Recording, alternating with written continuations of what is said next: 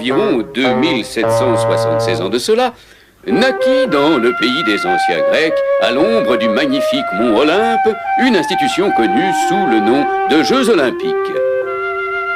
L'emblème représentatif de ces glorieux Jeux du stade est le porteur de flammes.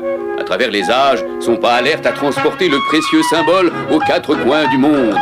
Dans la Rome antique, en Égypte, en Inde, en Chine, à travers les forêts et les déserts, par-dessus les montagnes et les océans, pour arriver jusqu'à nous.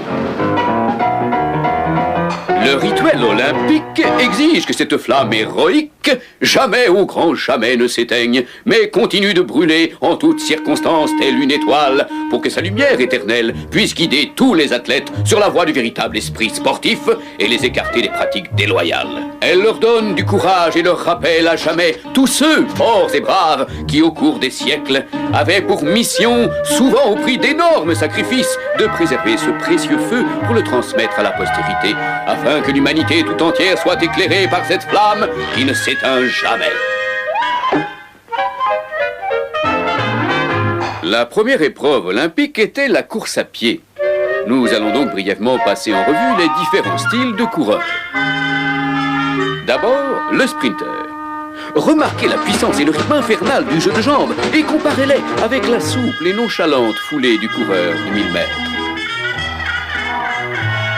Faites maintenant la comparaison avec le marathonien, que ses pas mesurés et sans effort peuvent entraîner sur une distance époustouflante. Et enfin, pour terminer ce panorama, le marcheur, dont le style est sans nul doute le plus gracieux de tous. Il exige une parfaite coordination de tous les muscles. Notez la similitude avec une danse primitive. 1, 2, 3, 4. 1, 2, 3, 4.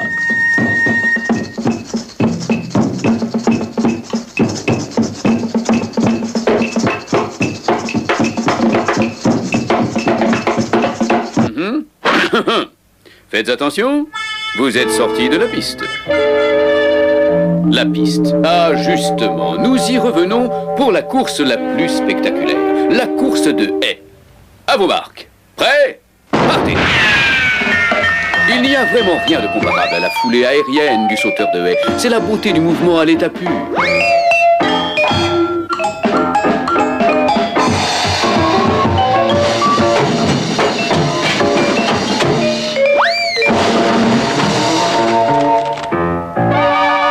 Le sauteur à la perche.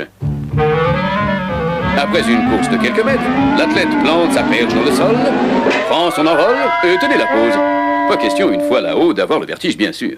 Remarquez la position des jambes qui permet de garder l'équilibre. Observez le déhanchement et les subtiles torsions infligées aux jambes dans le but de passer de l'autre côté de la barre. De l'autre côté de la barre. Ça me rappelle un petit poème que me disait maman pour m'aider à m'endormir. Le soleil s'est couché, les étoiles viennent te saluer. Elles te tiendront la main pour t'accompagner de l'autre côté de la barrière des rêves jusqu'au petit matin, en attendant que le soleil se lève. C'est un joli poème, n'est-ce pas? Bon, à nous. Allez sauter. Dans cette position, le corps semble défier les lois de la gravité. Vous savez, Newton et sa pomme. Mais il finit par rejoindre l'aire de réception prévue à cet effet.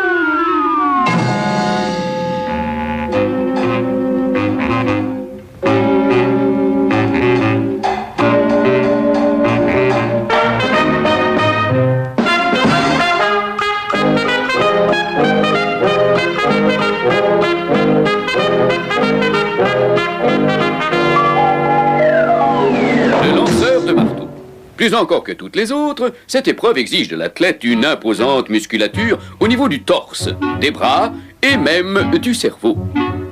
L'athlète doit faire tourner le marteau jusqu'à ce qu'il atteigne une vitesse impressionnante.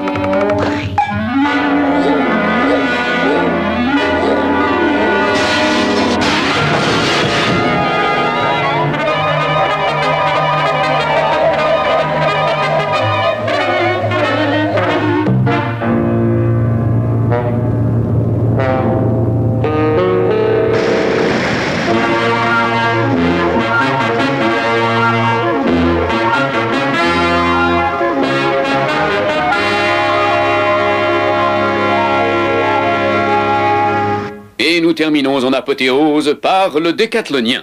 Cet athlète doit se soumettre à 10 épreuves différentes, disputées les unes à la suite des autres.